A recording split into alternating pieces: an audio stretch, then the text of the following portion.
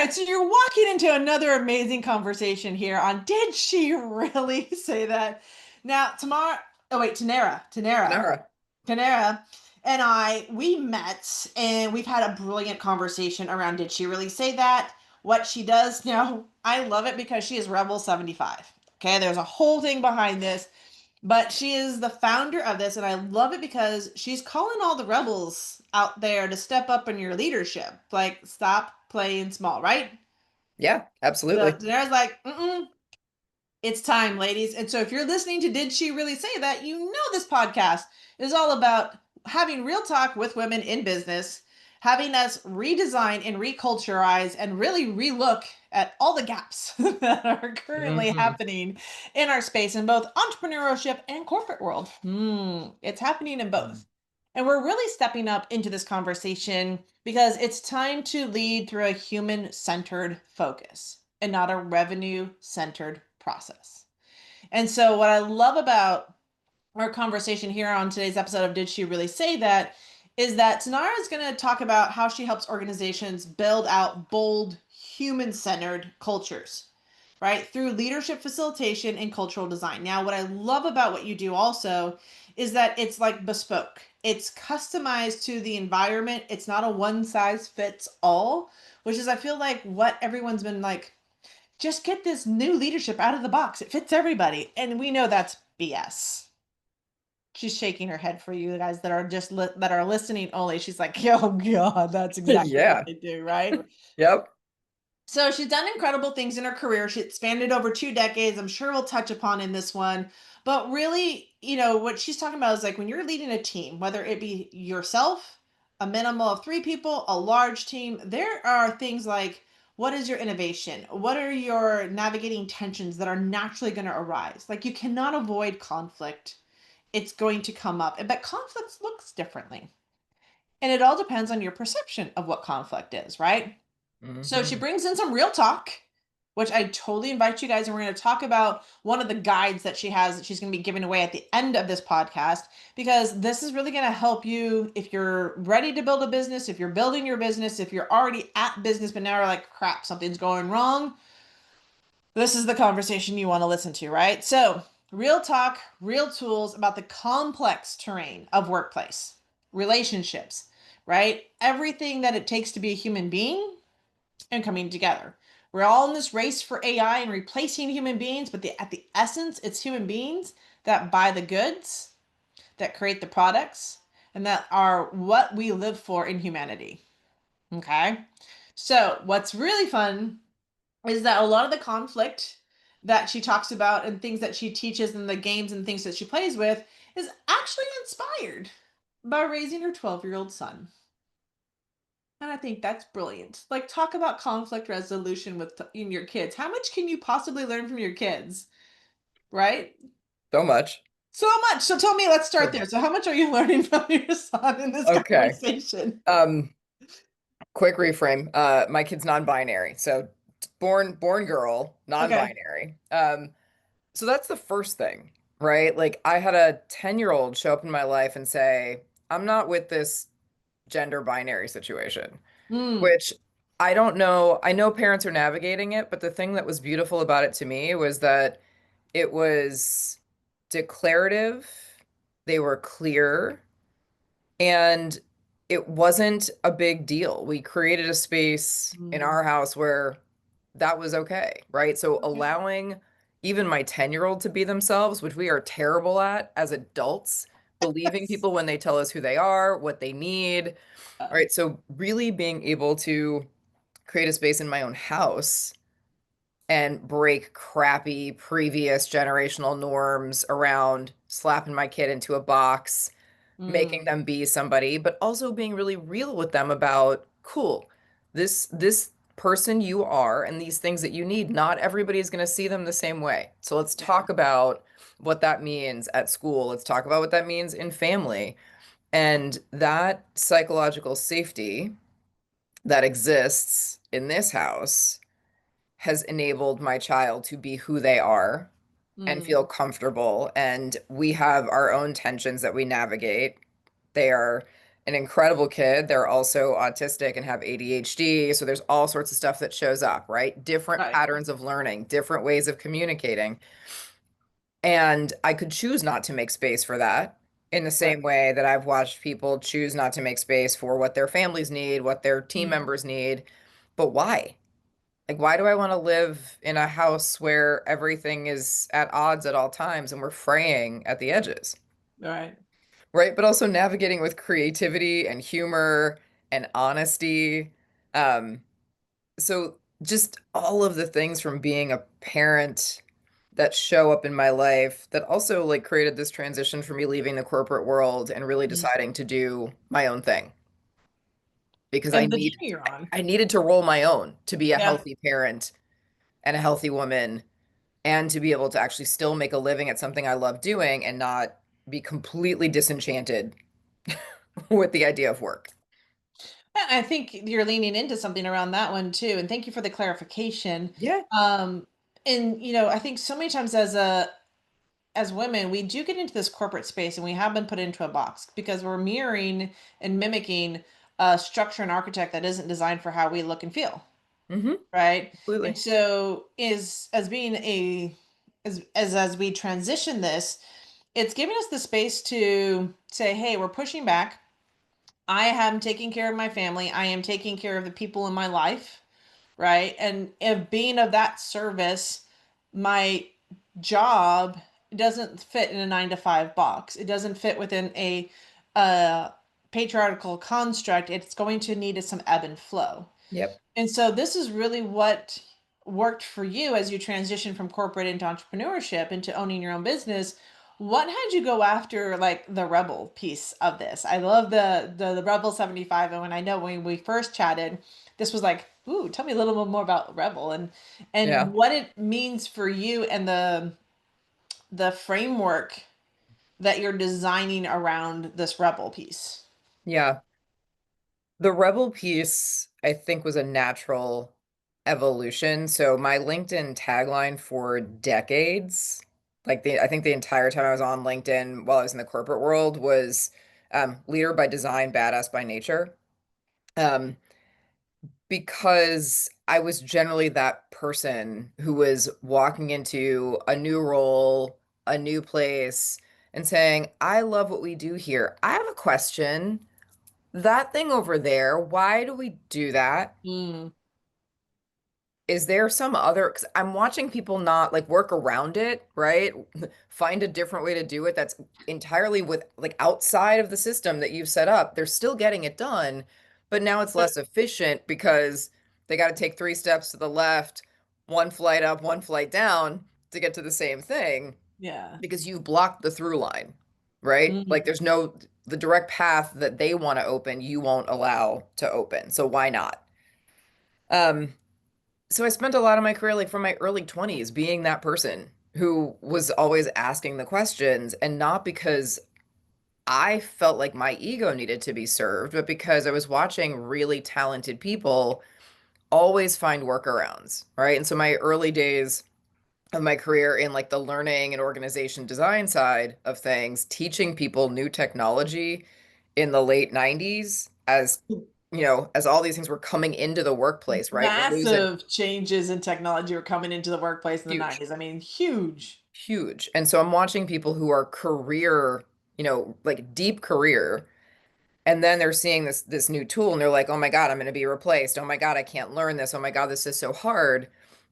And instead of taking them on and saying, "Tell us what's working and what's not, and let us help architect this in a way that supports your talent, your wisdom, and the things that you're already doing," Yeah. we started engineering people out of the equation a long time ago, Oh yeah. right? And so that consistent work, whether it was in that side or in the product and innovation side of my career, both of those places, I have been that person who's like, we're not going to leave people behind, right? And it's seeing the whole system. It's not just creating chaos. And that's why I picked up the rebel piece because I'm not a chaos monster. I never have been.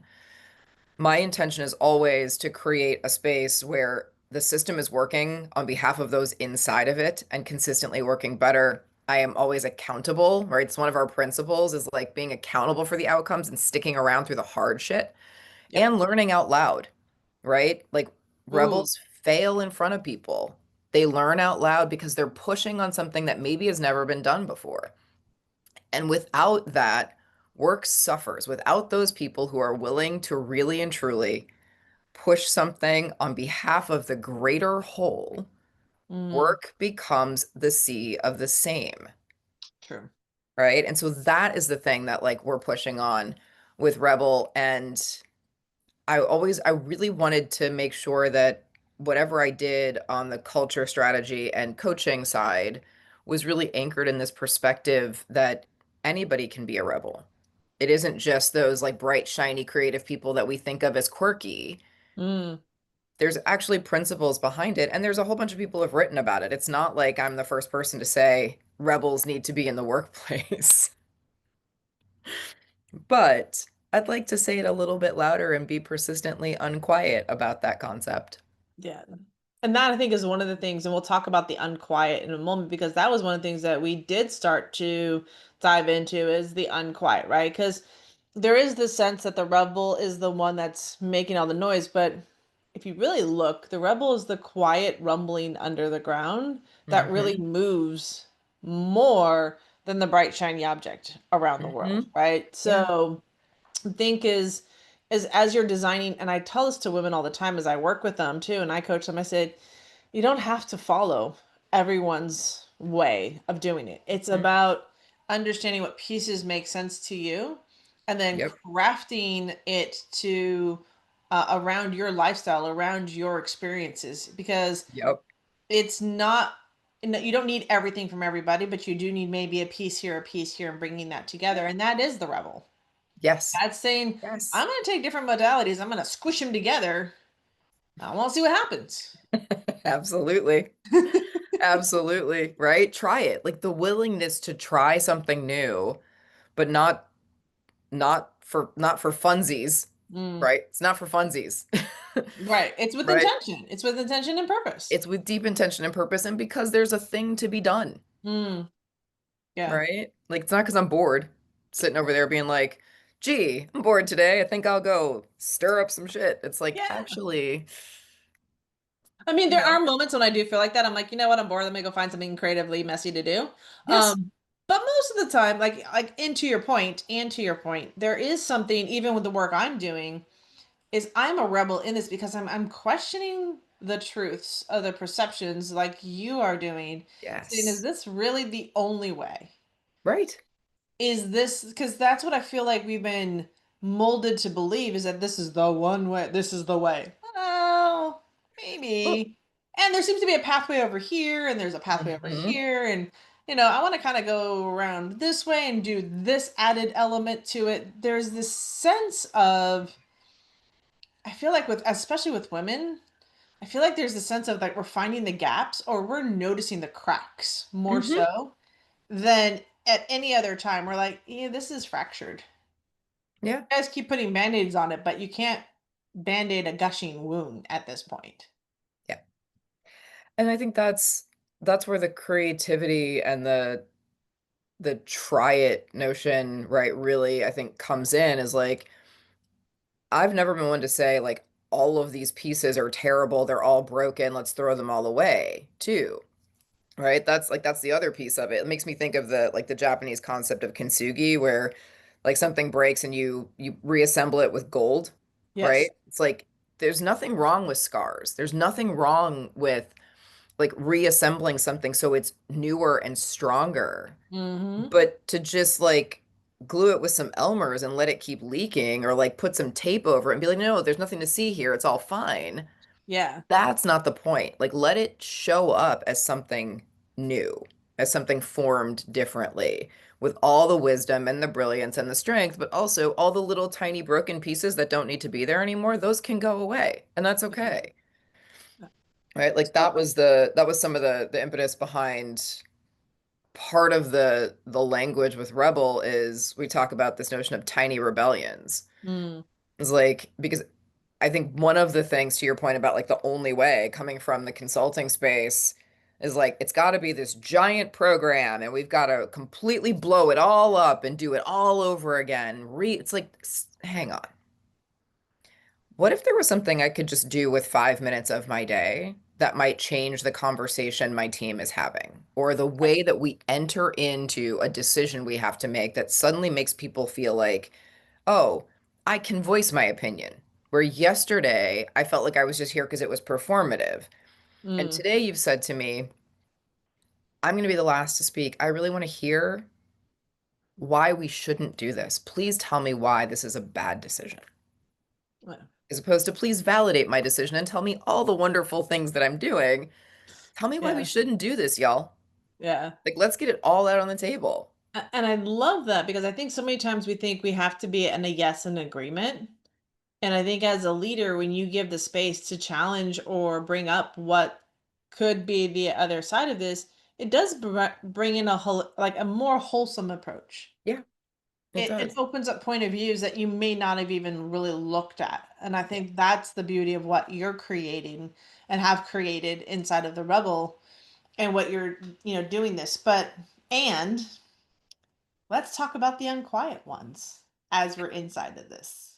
Yeah. So the ones that, you've been invited to say, tell me why this doesn't work.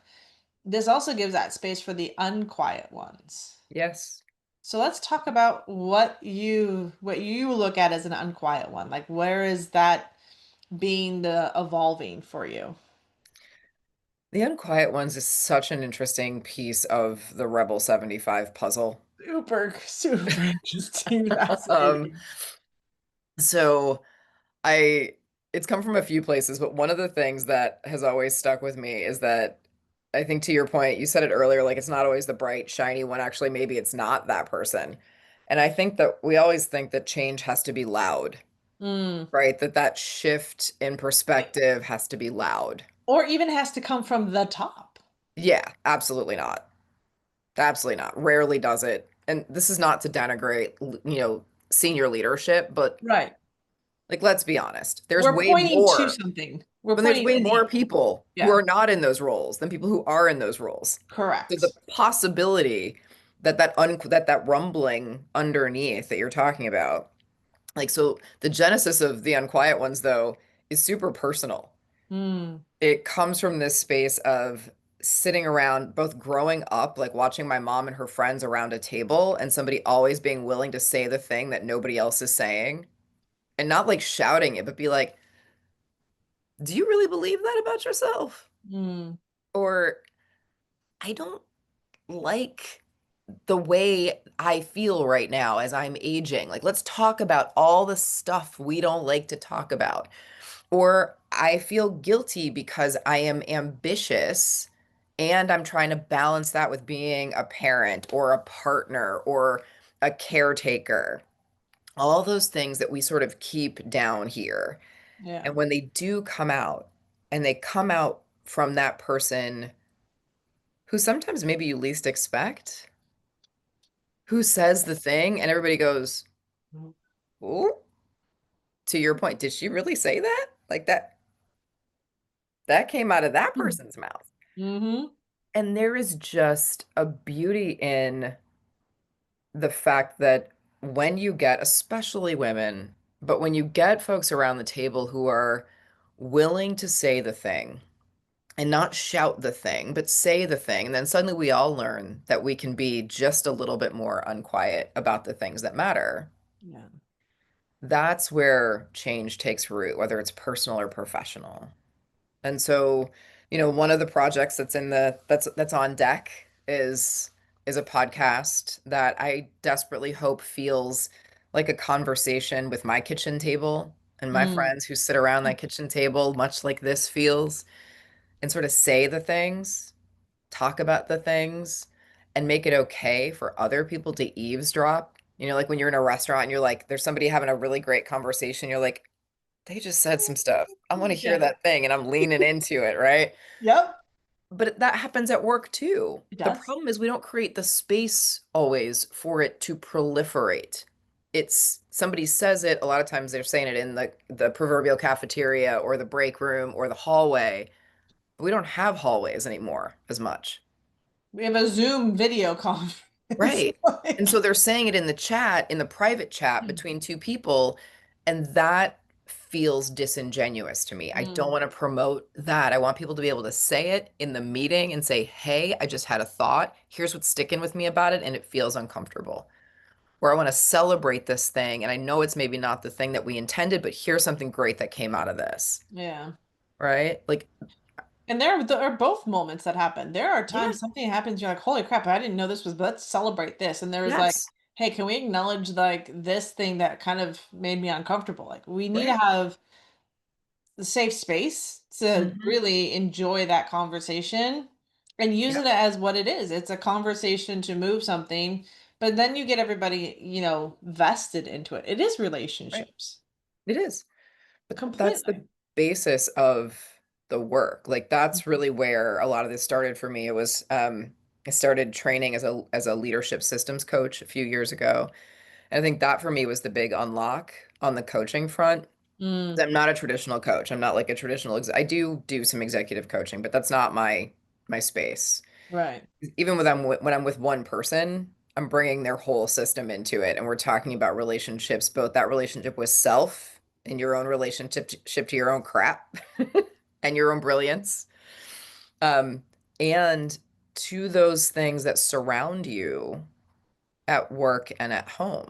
Because otherwise, like whatever we talk about can stay in this little bubble, and that's not fair to you, and it's not fair to the people that you're in relationship with, Agree.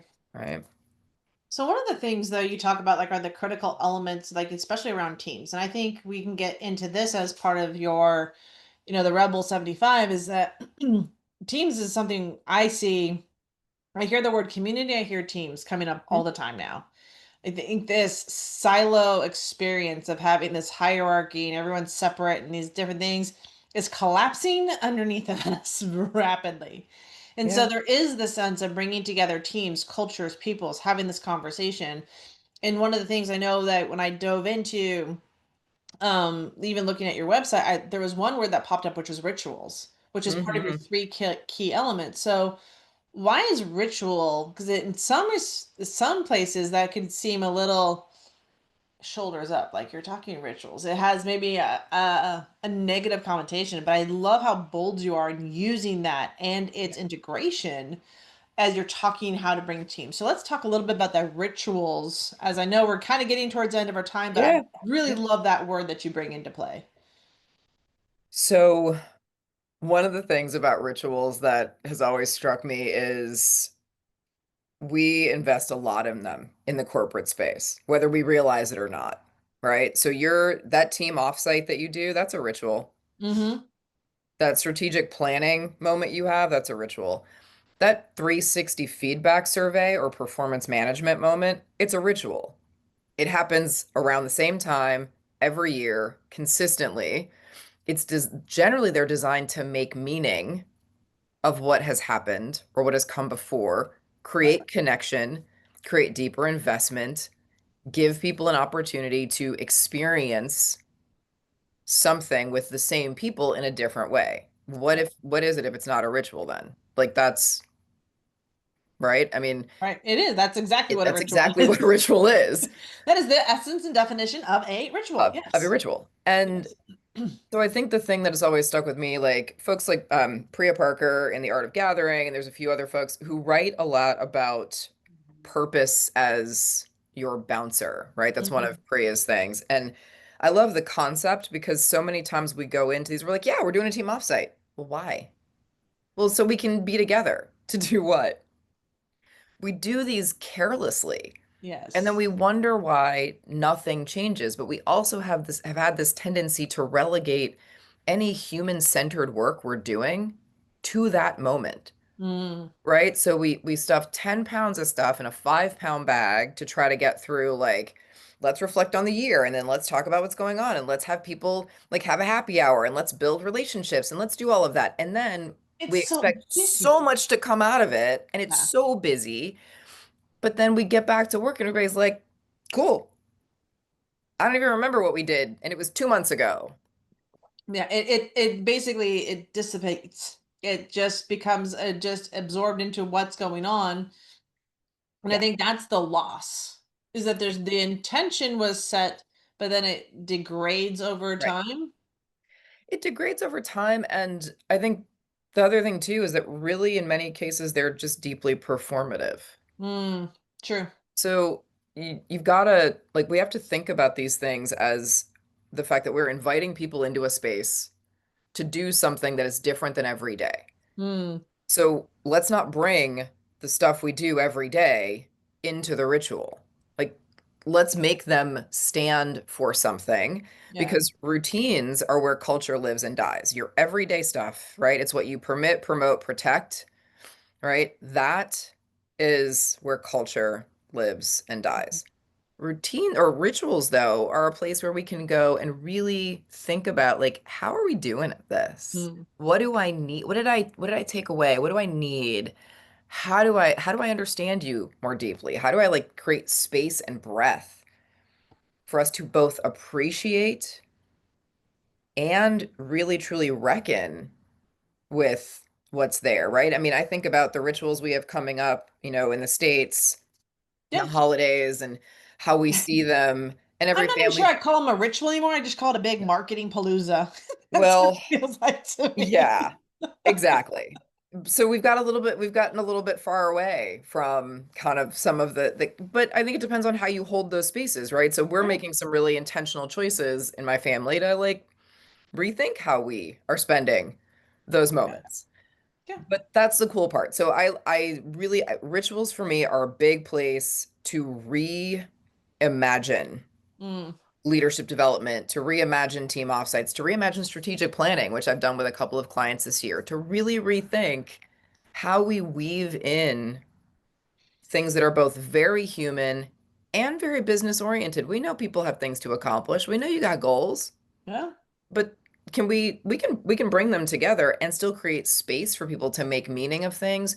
So the second they leave that thing, they have walked away with things they can commit to and do and carry forward. And I love that. that's the thing that I love about reimagining how these things that have felt kind of like, oh yeah, that's a boondoggle. Like, And I love how you're again, one of the reasons I brought you on here did she really say that was to re-look at reframe, I guess is my word that kind of comes up for me around what cultural is, what do teams look like and how it needs to evolve mm-hmm, in what we are working with in society, right? A lot of what has been gifted to us no longer serves. So it mm-hmm. is like you said, it's a reimagining, it's a repurposing. It is removing what doesn't work and bringing in that new piece. And then being okay that inside of that, we're going to have some conversations. We're going to Yeah. have to connect with each other. We're going to have to open space for Mm-hmm. what might work, what might not work around this, and really cultivate that. And that is the rebel. It is. It is the rebel. Yeah. It is the space in between that old and that new, and that rebel piece is the weaver of the two. So I Yeah. love what you're creating around this. Thank you. So inside of that, one of the Yeah. conversations, I mean, this is, did she really say that? So I'm sure there's been a moment or a couple of moments in your coaching as you've worked with teams where you've said something and they've all either kind of looked at you and said, did she really say that? Or did she really ask us to do that? Kind of a moment that you can share with us. Oh, so many. See, I love it. So many. Oh, yeah. Okay. So, uh, we had a moment in front of 60 or so people, right? So not low stakes at all. Um, and I tend not to mince my words. Thank Shocker. you. I know. But we had a really, really tough moment in a strategic planning workshop with a brilliant group of leaders, but their lack of alignment like Mm, showed up front and center. But we had okay. just spent a day before like laying out a social contract of how we were going to be in these moments Okay. and how we were going to hold this space. And we had a bunch of like mic snatching and people being like, "Well, I want to say what I need to say and I want to say what I need to say." And so we paused everything. We got to this moment. I was like, we're going to reframe what we're about to do because I don't think you're ready for the thing that's coming. But we spent yesterday talking about the fact that you all want to fix some of these things, some of these behaviors, some of these challenges where you're talking past one another. And I just put the mic almost as close to my face as I could get it. And I said, so fix it. This is your opportunity to fix it here with each other right now. And people were looking at me like, is she chastising us? Did we just get, I think we just got yelled at. I think we just, and I was like, yes, I mean it. I do mean it. This is your chance. And I had I had my moment where I was like, was I too harsh? Nope. And then I just walked right past it. I was like, nope, because everybody wants change. Nobody wants to change. And certainly nobody wants to lead change, right? That's the old adage. It's hard. And in those moments, if I don't say something, because I've got no dog in the fight, I have a contract. You want to fire me? It's okay. Fire me. Like I can walk away with integrity knowing that I've said it with really, really like tough love. I love Yeah. hard And intention. and Really the intention. intention to shift. That's right. Yeah. So let's shift it. I love that. Yeah. So now I'm at a point where it's like, okay, where can I learn more about what this rebel is and how to be on there? And we did mention at the beginning of this podcast episode that we would talk about this guide Yeah. that you have as a way, because I feel like as entrepreneurs, as individuals in the corporate space, for the audience that's listening, they want to understand what it like what's some guide, what's some tangibles, what's something that I can move forward. So let's talk a little Yeah. bit about the guide that you've created for our audience. Yeah. So we've got a rapid rebellion guide. I love the name. Let's just say that again. The Rapid Rebellion Guide. And it's actually just it's sort of chock full of a couple of wonderful tiny rebellions, these little things you can do with your teams. And there's a couple of bigger opportunities in there too. So we Mm, touched on rituals. There's a ritual redesign guide in there that you can do. Lead that activity with your team. And then there's another one called Resetting the Table, mm. which is another sort of reflection moment. But out of that one comes a series of things you can add into your routines. So both of those tend to be more ritual focused, but then there's little tiny things you can inject into your routines. It's just a couple of really wonderful team-based moments, some self-reflection, some team reflection, and some honest conversation to help you maybe shift your culture a little bit. And I think that is such a wanted and desire as out of so many of our audience members that are listening is that we do want to know how to affect change. We do want to know how to raise our voice. We do want to know how we can be one of the unquiet ones Mhm. and be one of the rebels in our workspace, in our ownership of being a businesswoman. There are all these moments that are possible for us. And I think you just gave us the guide and the gateway to step into this. So for my audience that's listening, for our audience that's listening, that link is down in the show notes. So click on it, right? Connect. As you know, part of this is what I'm looking at with Tanarra and everyone that comes on here is that it's about connecting with these women. It's Mhm. learning from each other. There's so much wisdom that Tanarra has and her experience and what she's created, even for her personal life and in the sense of her business. And that weaving of that conversation, I invite you to follow her. There's links down below so you can follow her also. If there's something she said and you thought of a woman and thought she needs to hear this, then our request is share the episode. Share this with them, let them hear it, recommend it. We're on all the different podcast platforms, we're on YouTube. You've got, every opportunity to share because as women, when we support each other, and our businesses, even if it's not the right fit for us at this moment, you don't Mhm. know when you're going to need Tanarra or when there's a moment where you're going to want to recommend her, right? Or there's a collaboration opportunity that might arise. And so that's where I ask you not only to grab hold of the guide, connect with her, but use this as your opportunity to build your net worth inside of your network of women that are really changing the conversation and having fun doing it. She's bold, she's brave, she's going to challenge your thinking, and that's what we want. Deal? All right. Deal. So, Tanarra, Yeah. any last words of wisdom before I wrap up this episode? Everyone can be a rebel. Just be a little bit unquiet about something that matters every day. Did she really say that? Yes, she did. So, for all of our audience listeners, you know the drill. Like, share, comment. Let Tanarra know that you love her. Say something down below, right? Don't just be here and disappear.